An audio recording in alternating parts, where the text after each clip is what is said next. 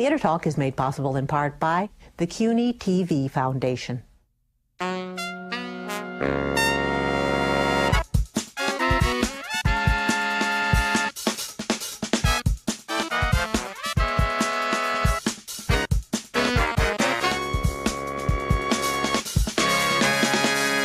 You are going to die in an hour and a half. You are going to die at the end of the play.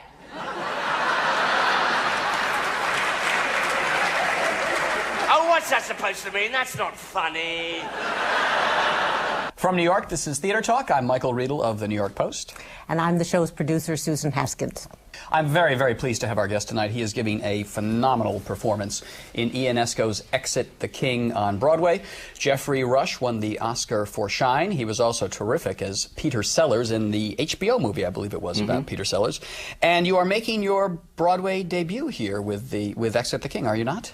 I am indeed. I feel like I'm on Mastermind. Did you ever have Mastermind on? No, what is What's that? Mastermind is where you'd sit in a room with very few lights on you, and someone would be opposite you, and they'd ask you, your special subject would be something like astrophysics. And they'd ask you really, really, really hard questions. Okay. What is it like to translate Ionesco from the original French, Geoffrey? Mastermind? Yeah, pass. Well, welcome to Broadway. Thank you. Terrific performance on so many, many levels, especially the physicality. I mean, you are all over that stage, moving, running around all over that stage. Dancing, almost. Very musical. I'm auditioning for a musical, really. Exactly. This is what I wanted to ask you. I was talking to, there's a very nice usher at the Barrymore Theater named John, and he took me aside and he said, do you know Geoffrey Rush loves Broadway musicals? Is that true? Yeah. Been a buff since I was in...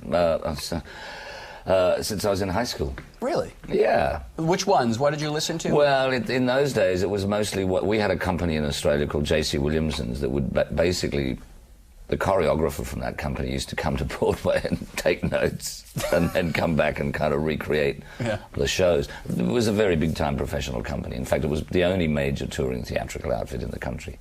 So at that stage, it was things like Oliver and Mame and Fiddler on the Roof and Half a Sixpence. Canterbury Tales. Oh yes, for the real buffs. Didn't you play Snoopy in You're a Good Man, Charlie Brown? I did. I have had a brief moment of being a song and dance man. It's a very neat little musical. Well, but that role kind of reminds me of what you do in Exit the King. I can, I sort of see it. Exit Mame. Exit the Hotel. So, but I mean, is it? I do have a running gag with a lot of my gay friends that I'm always doing Carol Channing at some point in the performance. and King Berenger, even in a very intellectual, existential, absurdist French play, it allows for a bit of Carol Channing in there, which is what's so good about the theatre of it, I think. Yeah, it absolutely is. Have you done many musicals, though, aside from Snoopy in your career? No. I'm not really a singer. I did go through a very lengthy audition process in Australia for Miss Saigon to play... Oh, the Jonathan Pryce. Engineer, yeah. You would have been great. I'd seen Jonathan do it here. Well, I think he had the same problems with Equity when he came here. Yes. Because the role is technically Asian. That's right, yes. Right. Or Eurasian, I think is how they worked around. Watching you so brilliantly in Exit the King, you thought you could turn this into a musical. Well, you can see that it's been repressed and bottled up for years to actually be Mame. And I've just found it in a completely different vehicle. How did this production of the play come together? You've worked with the theatre group in Sydney, and Neil Armstrong. Armfield. I'm sorry, Neil Armfield. My director never ever walked on the moon. I think he imagines that he has.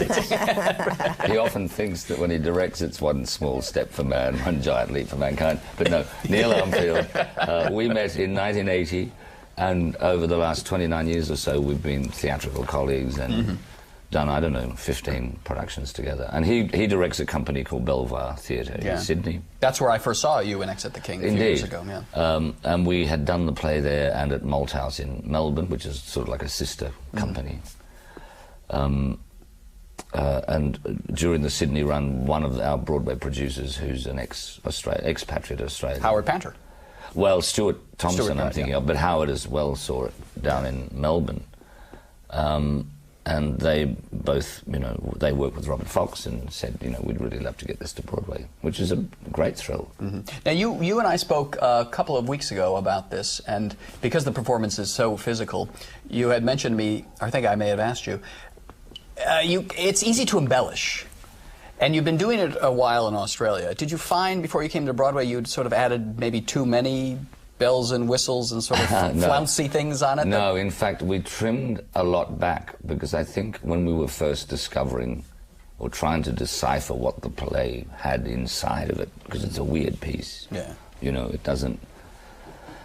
It doesn't follow traditional narrative techniques and all that sort of stuff. It's absurdist. Yeah. So sometimes you'll read it and you think, what's going on here? And then eventually you find out that there's some kind of hidden theatricality buried away in the dialogue that are kind of like coded stage directions from Ionesco. Like Shakespeare, he never gives you, he just says you come on or you go off. Exit Pursued by Bear. That's right. Well, that's a good one. one. That's when he really let his hair down. Yeah.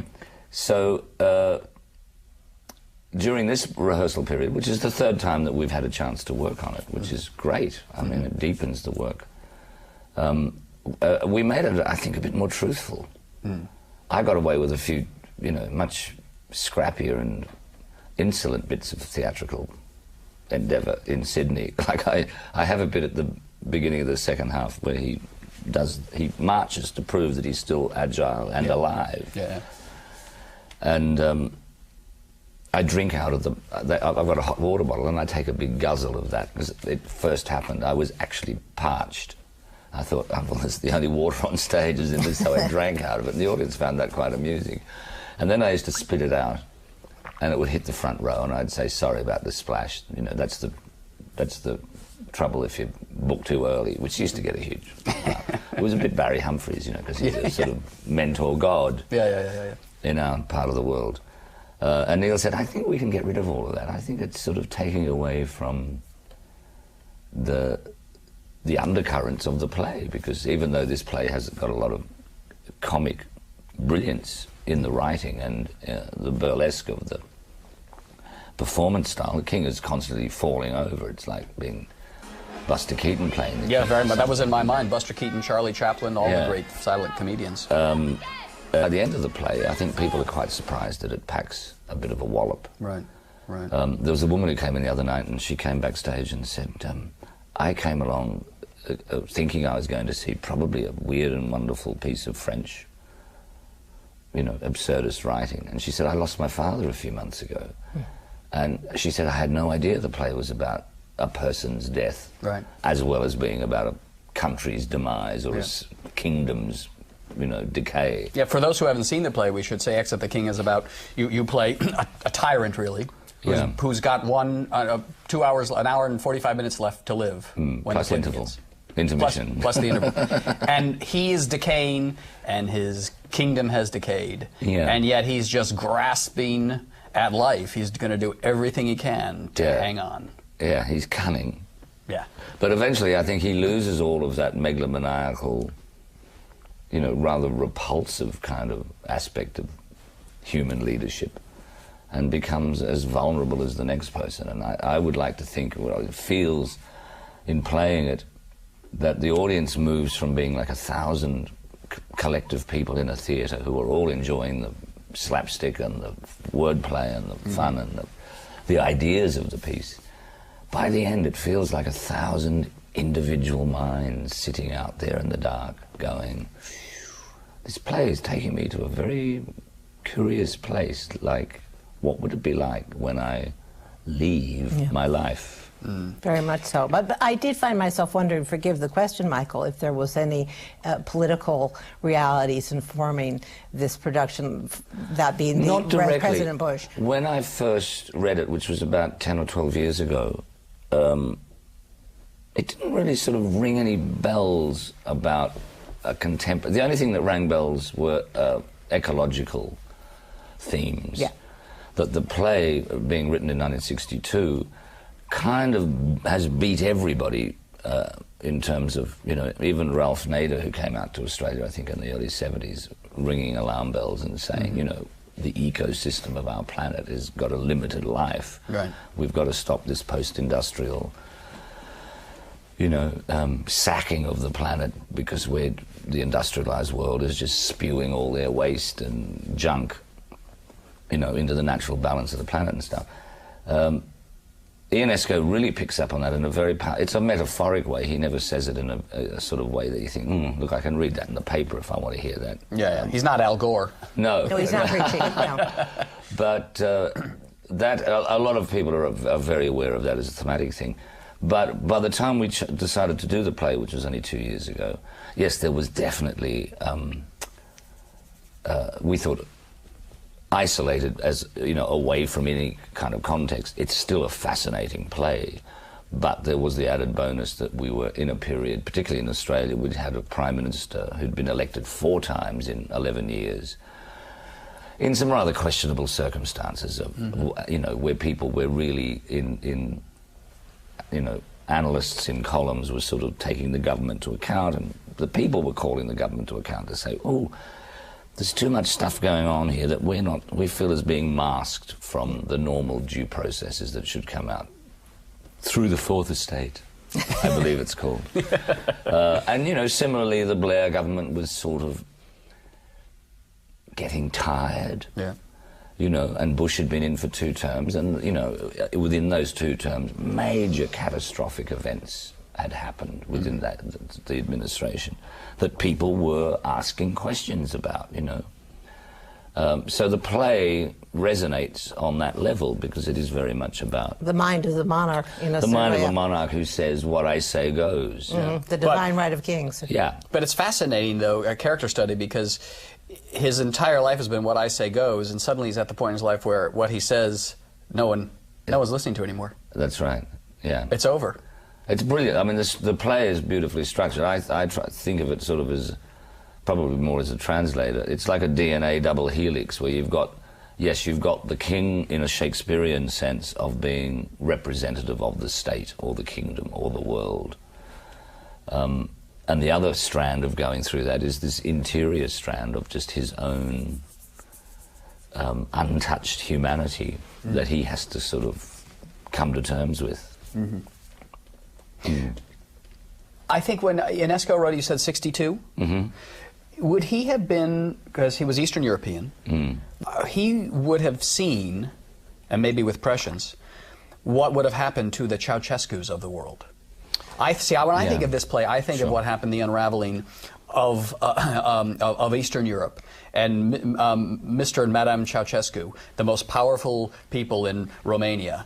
Sure. And then at the very end, there are 2 little old people lined up. The final shot of them is lined like up against the wall to it? be shot. They're just like two little old people on the line of the story. Look, you can go back to the great despots of history. I suppose at first one looks to a European context because that's very much how Ionesco wrote it. But, you know, the Pol Pots of the world, or, you know, the genocide, I mean, all of that is there. He's made this king 400 years old. He's sort of like a package deal of all rulers that have ever been. And the guard that Brian Hutchison plays in the piece is sort of like the permanent watchdog, Mr. Mechanic, proletariat that's always been under the thumb and travelled through that, I don't know, post-Renaissance to industrial kind of time. That's very much the historical perspective that I think Ionesco gives to it. You're joined in this play by Susan Sarandon, yes, making her Broadway debut, or she hasn't been on Broadway. No, she was in a play about, she was in some piece about Richard Nixon back in '72. Ah, yes. And she's done some off-Broadway things like the Guys, you know, the play that was kind of like a reading, I think. She was marvelous about 9/11, the fireman. Yeah. Oh, that's right. Yeah. Now she hadn't been on Broadway in a while, and of course you are this just gigantic theatrical character. Did she sort of come to you in any way and say a few tips on how to get sort of back into the style of performing live for 1,000 people, having been in the movies as long as she's been in? No, she loved the play. We sent her the play, and I sent, I think, a pretty good cover letter. What'd you say? What'd you say? I can't remember. It was purple.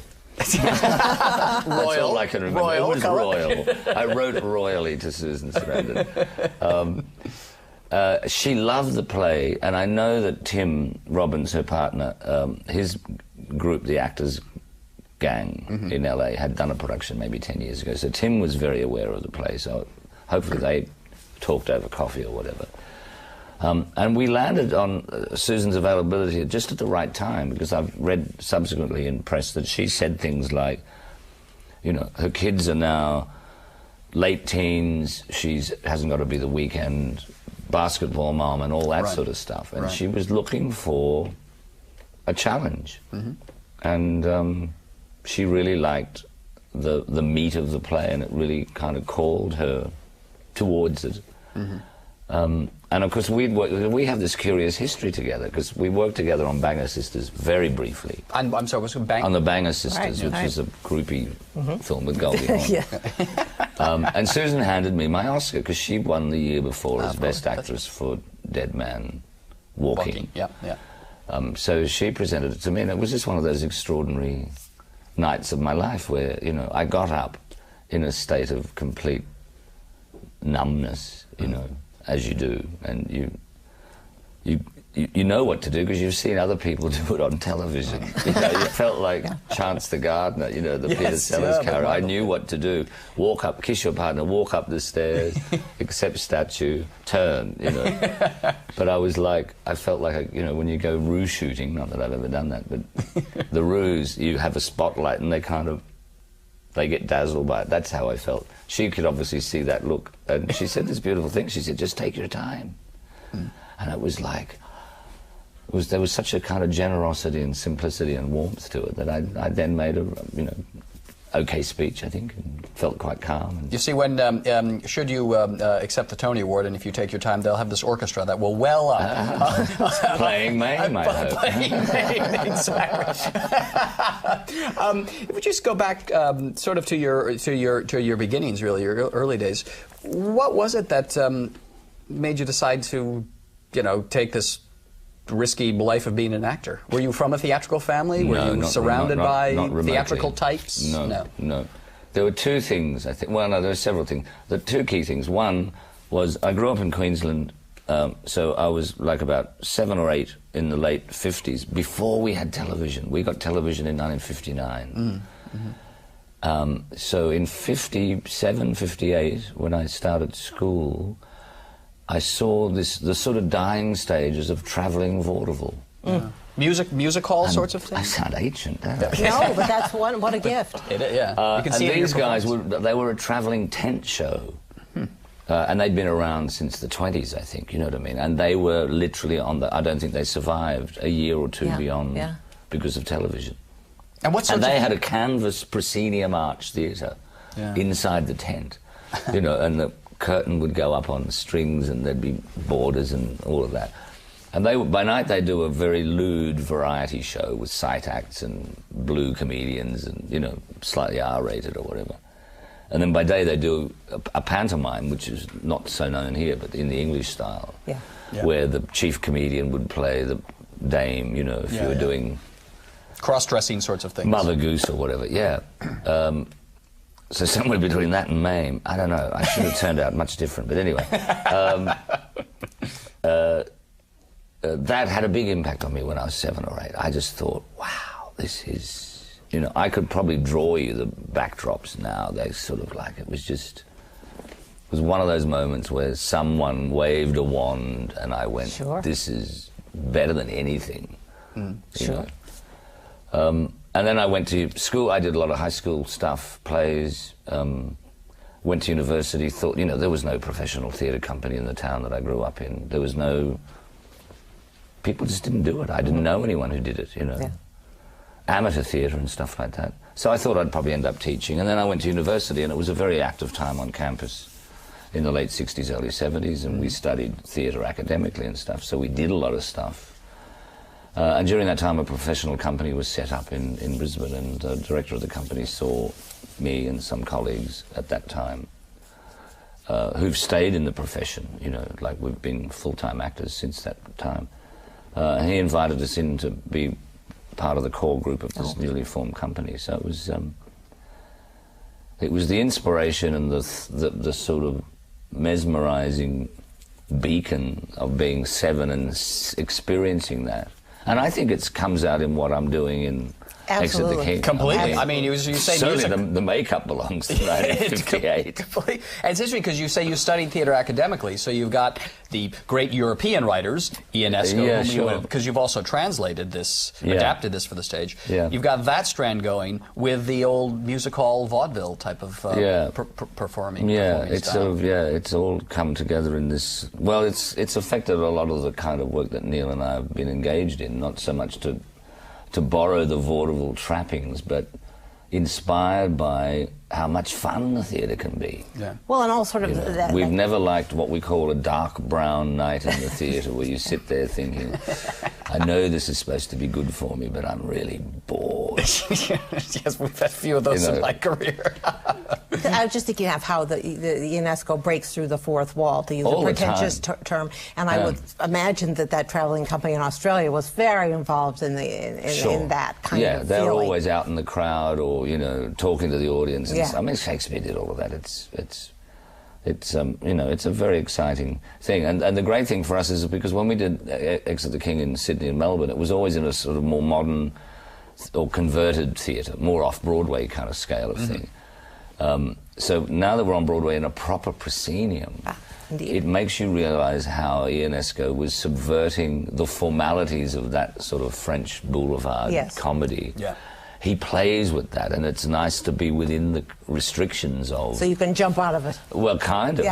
Audiences, once I leave the stage and start to walk amongst the audience, who are presumably all the people who've ever died before, that's a pretty weird, hip concept. And an owner's responsibility for the audience. Yeah, well, they all start moving their bags. That's right. Well, that's what I did. I moved my water. That's a technical actor question for you, because I was on the aisle last night when you were walking up, and I thought, what if he looks at me? Because I might wave. Yeah. is it that it do not look... I'll pull out a Pirates photo and say, just don't, not to anyone, just write your name. Has that happened to you? No, thank goodness. Do you not look at do you not make eye contact with people? Oh, no, I do. I make very direct. Really? Yeah.